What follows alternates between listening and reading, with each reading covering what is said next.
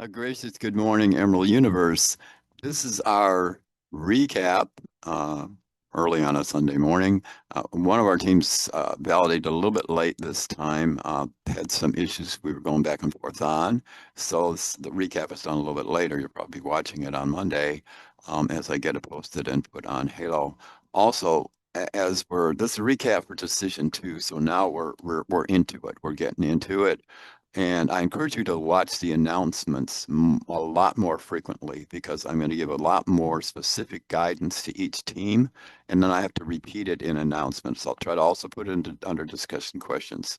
Everyone's doing fantastic, doing great. We have, a lot of minor changes, no major shifts in positions, but as we'll see, there's a lot of nuance going on, and we'll discuss some of that. Also, some of you are discovering, hats off to Yellow Team, some of the new resources that have been in the previous videos, and I'm going to specifically point some of those out.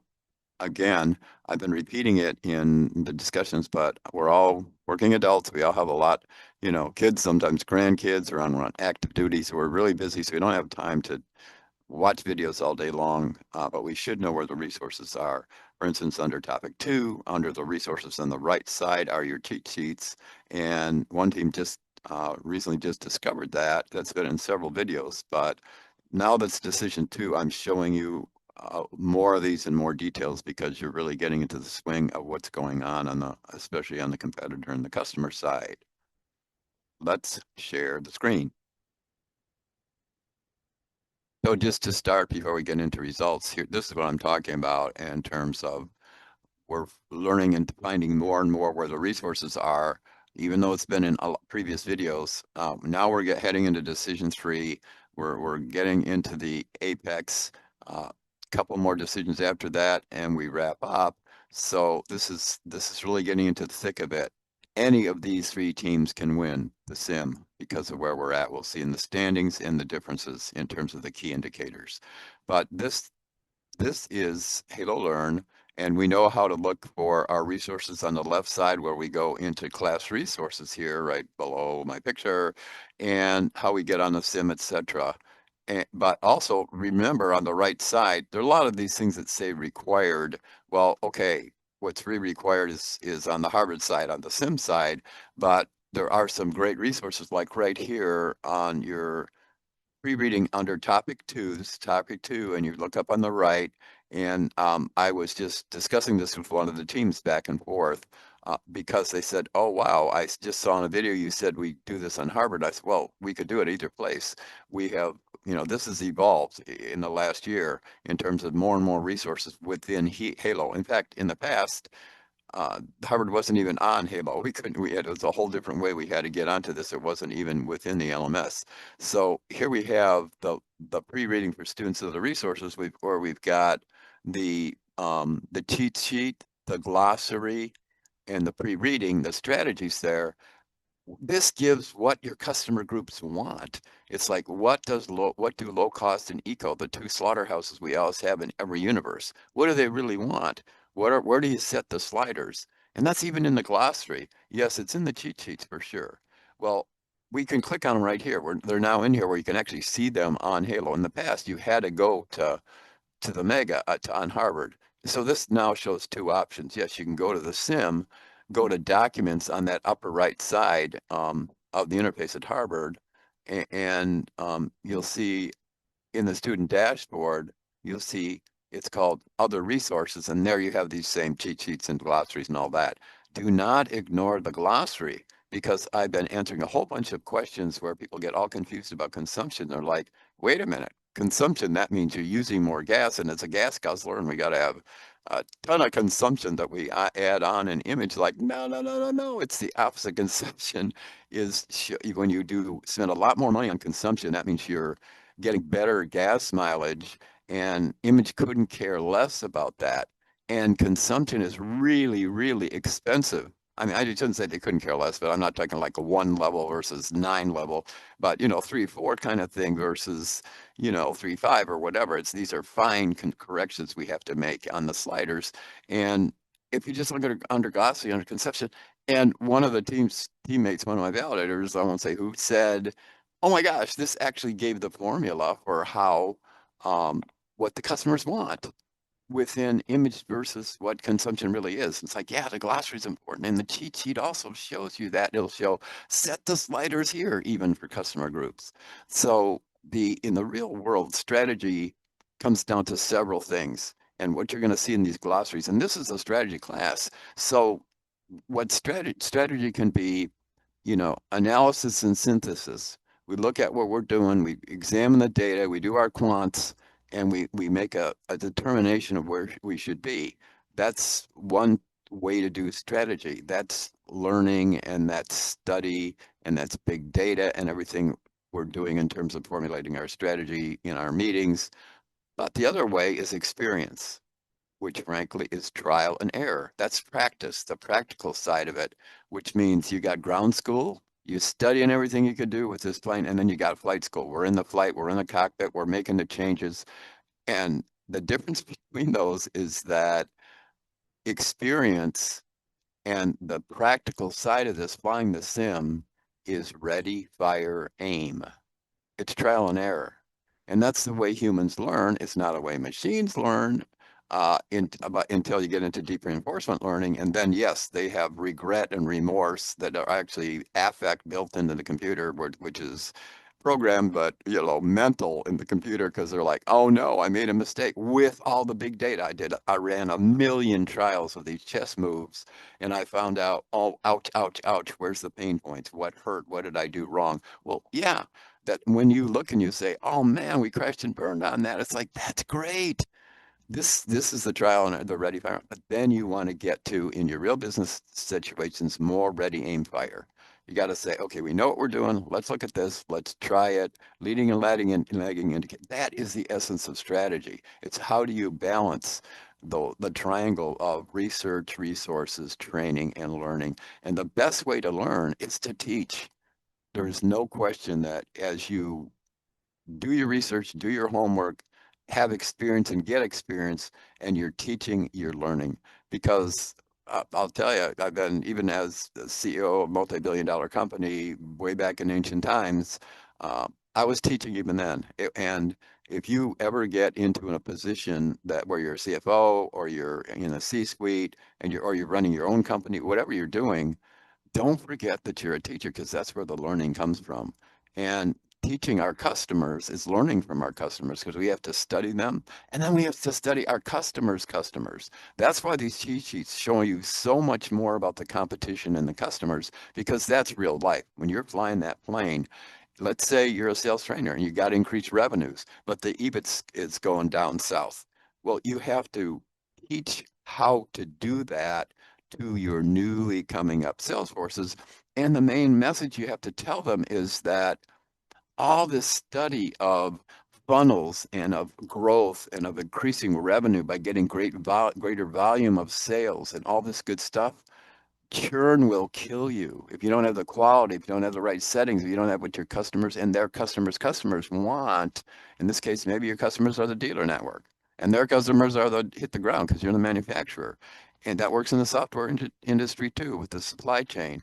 But you've got to understand their wants and needs, but also understand the genius of your customer. Learn from them. If you do a consultative sale and you're in there saying, look at the features of this. You don't say, I have this great thing. Wow, look at all these, buy this. You're saying, hey, what are your needs? You're outward facing, not inward facing in strategy. And you're saying, what are your needs, customer? Educate me, teach me. I'm the student. That humility, that servant leadership. And as you're trying to do consultative selling and asking what their pain points and their needs are, listen as if they're the genius explaining to you their business to you because your customers know their business and their customers more than you do. Even if you came from that industry, now you're in a different, situation, your supply chain and your demand chain. So anyway, those are kind of the big picture stuff. And let's get into our results. Okay, in our rankings now, we maintained our same rankings, which as we did before, which is red, yellow, blue. But when we look at the numbers, everyone is closer, and we can do this time now what we couldn't do before, with Decision2, we're starting to look at better, worse, not just where did we do relative standings, where would you do better, worse from the last decision, and that's how we learn our trial and error part of it as well as analysis. So our better, worses in EBIT and in team rankings, show that we were in our previous decisions, we were like in decision 1 we were at red maintain was 9 points. Now remember, there's 6 indicators. These are our six indicators: emissions, revenue, and the 3 most important. The question no one ever asks until decision 4 a lot of times is that, wait a minute, is there any weighting within the weights? We're weighting times weighting between tweens. Are there any WEI, GHTIG, not weighting, but weighting? Are there any weights of these questions themselves? Yes, there are. The 3 most heavily weighted are revenue, ROCE, and ARE, because you got a business if you don't have your revenue, your return on capital employed, or your retained earnings. Those are the flywheels. I'm not saying emissions, morale, share value aren't important. They all stem from these 3. That's why these are so much more heavily weighted. So you focus on those in your decisions, not because we're money, we don't care about the environment, because they relate to that. For instance, this is in the cheat sheets and all that, and I've said on many videos, I'll say it again. Revenue and morale are really closely tied. Yes, investment in HR you can help, but if you've got an empty plant that's not doing well, or they're going to the soda stand or the bar, I mean, where I don't drink, this Christian school, I don't know if you do or not, but the point is, wherever you're going, you're meeting with your associates after work, and you're a worker on the assembly line, you're saying, my sister's buying a new car, I can't wait to get that, that brand new Toyota V8 Turbo. Oh, wait, 20 have just been returned to the dealership. There's a local dealership that has 18 of them on because they're having a big problem with their V4, with their turbo right now. Toyota is. Let's go over to the Honda dealer. Well, you're not going to say that if you're working at Toyota, but maybe you'll hear that and you'll be a little depressed because the quality is not there and you're not proud. So there's your morale. Also, if your plant is empty, if you got a lot of demand and you can't make enough cars, so loss over inventory. So all that affects the financials, affect your morale. And of course, emissions is another whole area that's important, but you have to watch the gas price, watch, is the emissions important? And you got to look at the volume the cars you're putting out there, as well as, as well as that. So why does everyone get killed in every universe in low cost and eco? Because they're not as profitable, they're slower growing, and you can have these 3 key indicators absolutely killed, especially EBIT, with those 2 lines. It happens every time, every universe, and the universes that really figured out, they go, oh my goodness, we overinvested that in first, but things like consumption are really important in terms of the relationship between the sliders and capex. You have to look in the cheat sheets and understand with trial and error and see what's happening in each of these sims. What the heavens is going on with why I'm getting so slaughtered in eco? It's because those sliders, you got to be very delicate on because you're really pushing that capex up, and you may end up having to get when you look at the financials, you may have to end up getting a government loan, which is the indicator of on your cash side, where you say, what are the additional loans in which your current cash and what are your total loans?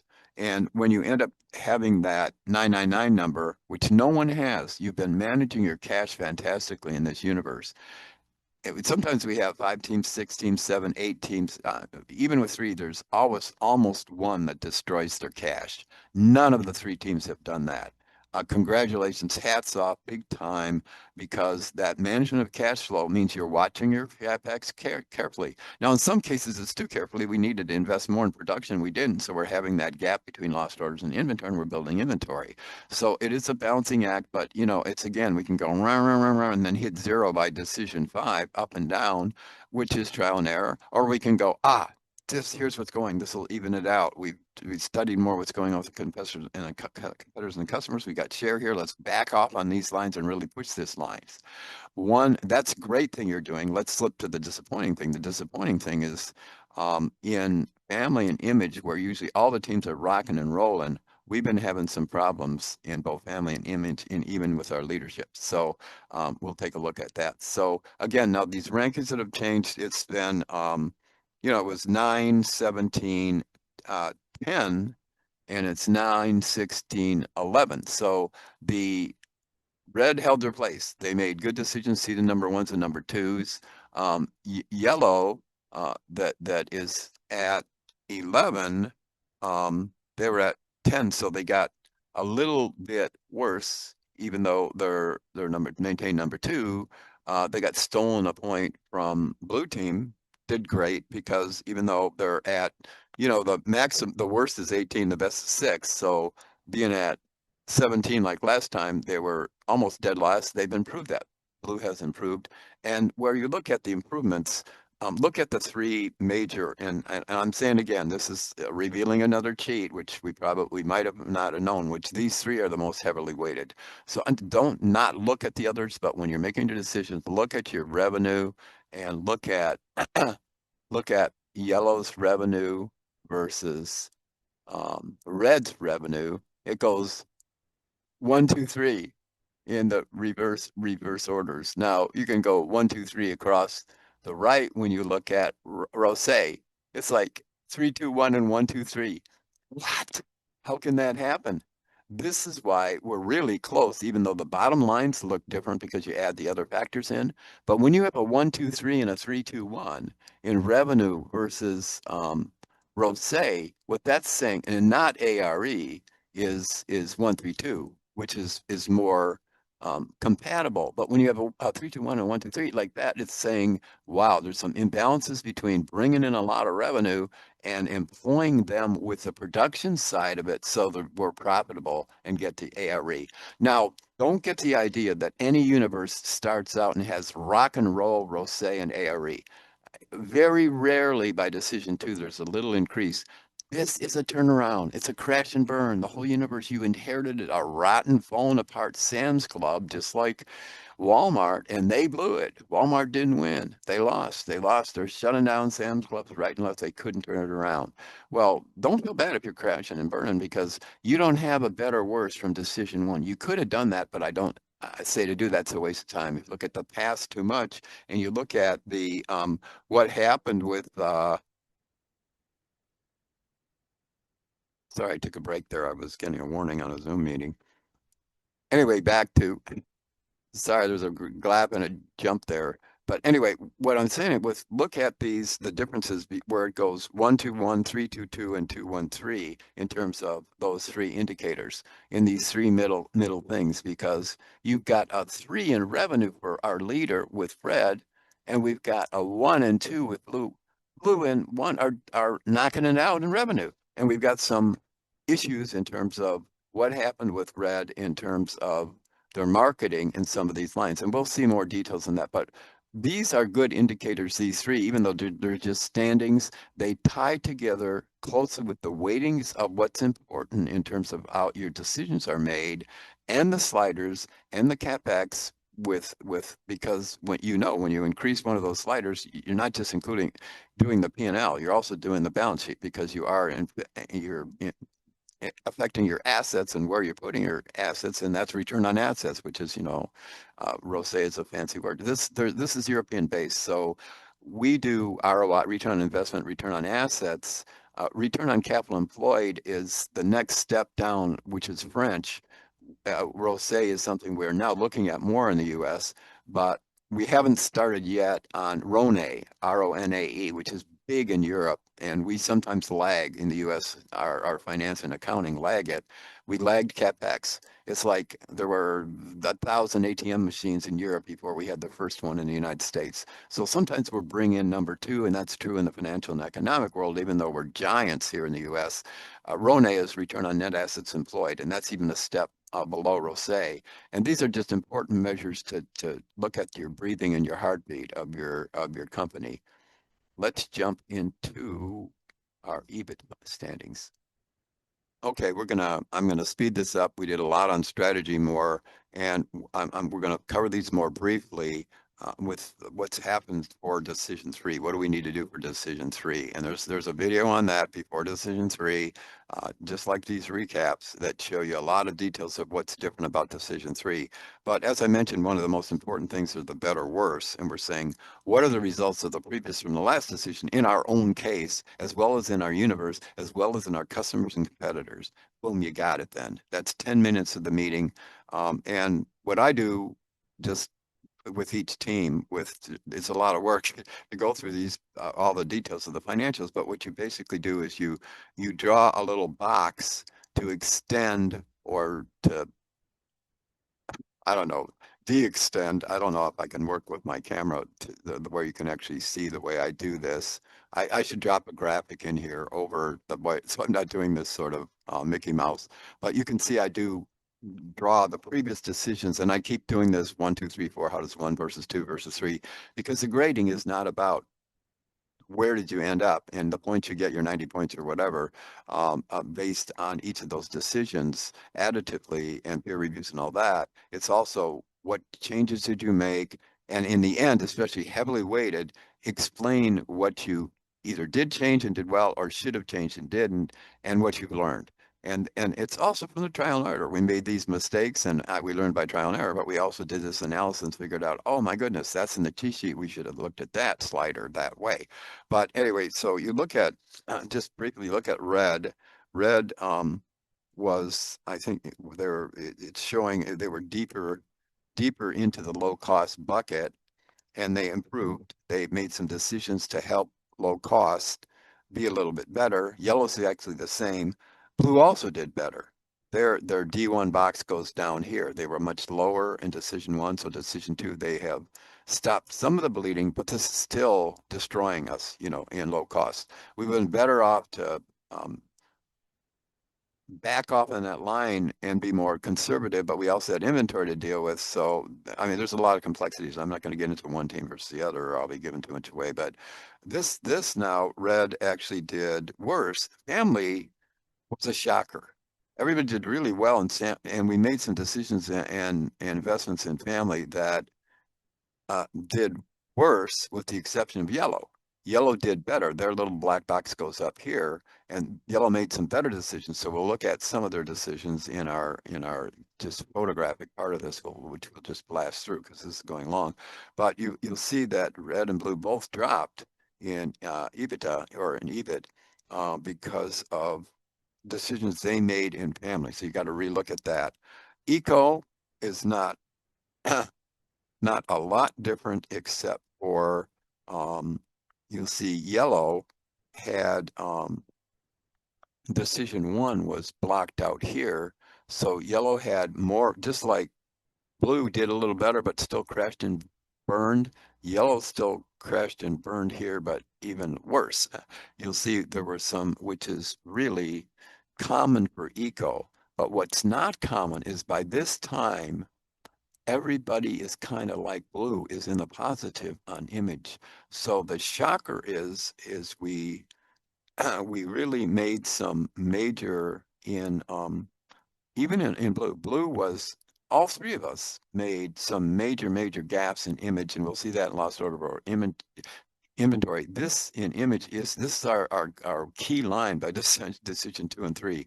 These two are radically unusual. Usually it might have dropped down a little, but in this case, blue is still in the positive, but they drop down from here to here. Better, worse, decision over decision. Red was in the positive and now dropped into negative, and yellow got much worse. So our cheat sheets on image and what we're doing with image, this isn't one. You can't have, if I have 10 teams and all 10 are being killed in image, it's not just the image product line manager that's the problem. Believe me, it wouldn't happen in all 3. It's the image itself. It's what the requirements of those customers are, the gas prices, what they value and what they don't value, because this is our Ferrari and it can really kick out profit. But on the back end, when you have leverage and you have those sliders that are very sensitive, price can destroy you easily. Changing price too much can destroy you in image. You got to be very careful with that compared to your competitors. There's a big giveaway. but that's then I was going to go into more of the numbers and the details on that, but we'll do that in the announcements. I don't want this to be an onerous video. Let's take the rest of the time to jump through our usual important indicators in the slider, white market lines, and the LOI, so you can take a look shots of that and study it later. And I'm not saying let's get into analysis paralysis with this, and I will just give you a quick example of one of the universes from before. They developed a linear program to look and to analyze the sim and their decisions. They used vertex partial differential equations with 35 equations and 63 substitutions within there. They came up with z minus phi x equals plus 8y for the objective function, and the constraints are that they put into solver. They had 10 constraints: x plus 3/2 y less than 900, 1/2 x plus 1/3 y less than 300, 1/8 x plus 1/4 y less than or equal to 100. And then we've got 10 others in the constraints: x greater than 0, y greater than or equal to 0, 1/8 x plus 1/4 y is less than 100, half x plus 1/3 y less than or equal to 300, x plus. Anyway, this is about 10 pages of their formulas. You might call this something genius like analysis paralysis. You can't analyze your way out of the sim. It's KISS, keep it simple, stupid. We have to really look at our basic sliders and decisions, and to do that much analysis. This is a profit maximizing function, and frankly, they rocked in profit. They did really good on, better than ever before in ARE with this kind of analysis, but then they backed off and said, all right, what is this really telling us? All this big data crunching and all this formulaic stuff at DB, Doctor in Business Administration, MBA level stuff. We're not expected to do this at this stage of our development, our growth. Our experiences will give that in our real life and our real business. But anything you have like this, the divine inspiration, our amazing creator, we have to look at, oh my goodness, there's so much depth. Anything. Learn piano, learn music. It's a lifetime and you haven't scratched the surface. Math, the same thing. You know, running a business. You know, you can do it for literally, take my word, for 50 years and still have like a tiny little piece with huge humility. Leadership and servant leadership in strategy isn't, let's see if I can take the credit and push off the blame. That's, let's see if I can get the benefit and defray the cost. You know, it's like, well, you paid this cost, I got the benefit. You know, it's that kind of stuff is not humble, and it's not ethics. It's not the way we look at business from this university's mission and standpoint. So you got to combine those two, and we have to have faith that, hey, well, our ethics will reward us. You know, we're not doing, let's do some dirty trick on the competition. Let's do co-opetition, get blue ocean together, share the market. And yeah, we are going head to head, and there are standards because it's a zero-sum game. You look at the standings, and if you're number one, someone else has to be number two. When you have logarithmic functions like that, where you have logistic functions instead of normal functions, and have linear functions, when you get into logistics, it goes from continuous to discrete on the doctoral level. So it's kind of like, whoops, it's a zero-sum game then. Then competition becomes red ocean, and that's how the math drives you into having to be discrete versus continuous. So I'm trying to get into more strategies so we see more what we're learning at a deeper level, but also retain our humility. Is like, we're not going to prank this sim.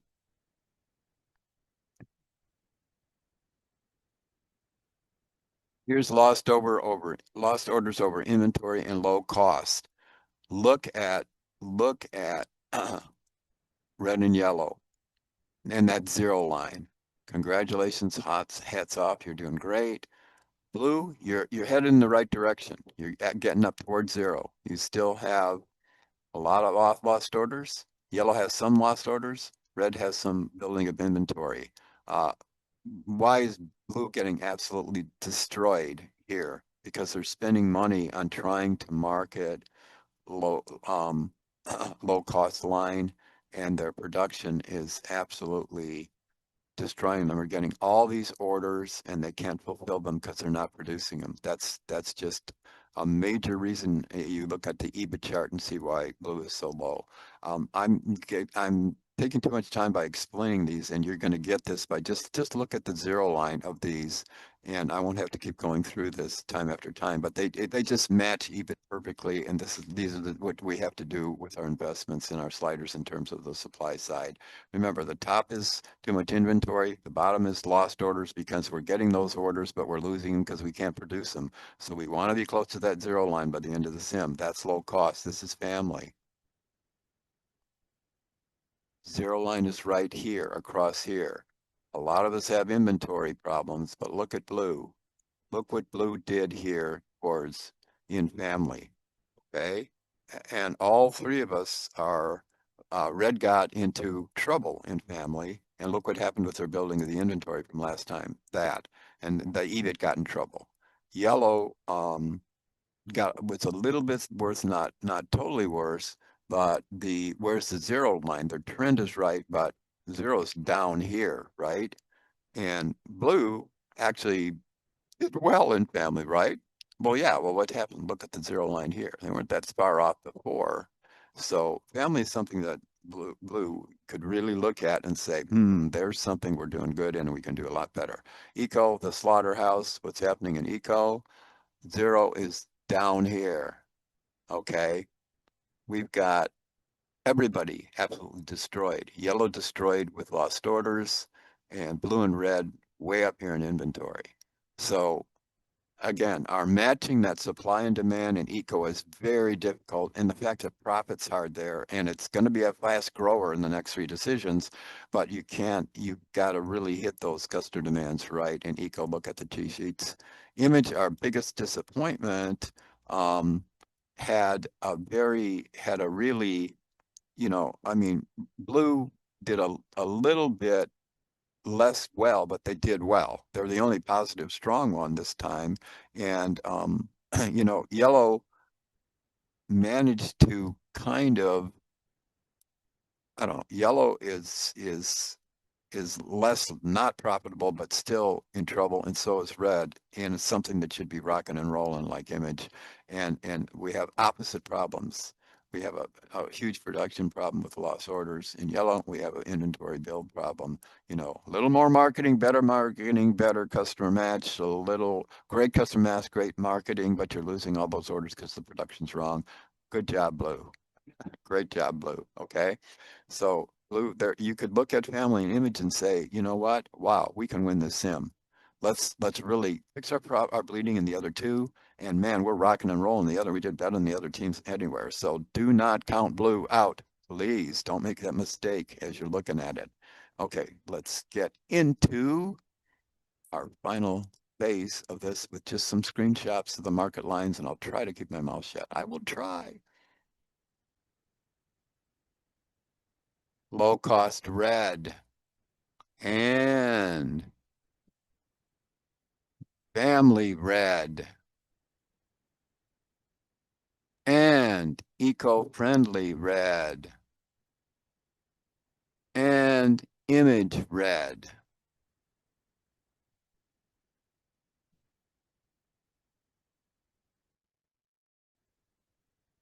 Low cost yellow. And we have family yellow. And we have eco-friendly, which we're having market line problems in the whole line, in the whole universe, and because of the comparisons. And we have image for yellow team. Thank you so much for your time, and visit the resources, and most importantly, watch announcements, because I'm answering much more specific questions now, a lot more detailed answers, because you've looked at the resources, you've watched the videos, and I do not want to be giving one team a lot of specific advice without everybody else seeing it. That would be really unfair. And frankly, there are people that connect with me more than others in terms of the teams, and that's true of every universe. So I'm here for you. Connect with me, text me. If you have a specific question, ask them. I won't always give you an answer that's very specific. I can't totally give it away after hundreds of sins and say, oh, wow, this is really detailed, do all this kind of stuff. There's universes where I literally have to do that. There's some where we have, you know, 7 or 8 teams. There's others where we had only 6 students in the class, and I had to be on all 4 teams and help all, all 3 teams to partnerships 3 times 2, and then 3 of them were on active duty out of the country. So it was like an amazingly difficult universe, and I was really involved in every decision, and it was interesting. It was a really interesting experience for all of us because it's more partnerships than there were teams. And that it worked out interestingly. And I've watched that universe for now a long time, and they are just best buddies and are helping each other in their careers. Remember, at the end of this, you get also recommendation letters. If you need references, you have them. If you're moving up in your job or if you're just starting out, mostly we have working adults here who already have jobs, important positions, are moving into new ones. This will really help you. But we also have, a few folks that have never had during an internship or haven't had a quote real job because they've been through undergrad and they're 20 years old, 21 years old or something. So we get a few of those. There's a lot more of those in ground school and a lot less working adults. So I am truly blessed because I learned so much from my colleagues here, all of you who are out in the world working and flying these airplanes as well as going through ground school. So thank you again. Appreciate it. Everybody's doing fantastic and great. It's an honor to work with you all, and I will see you in Halo.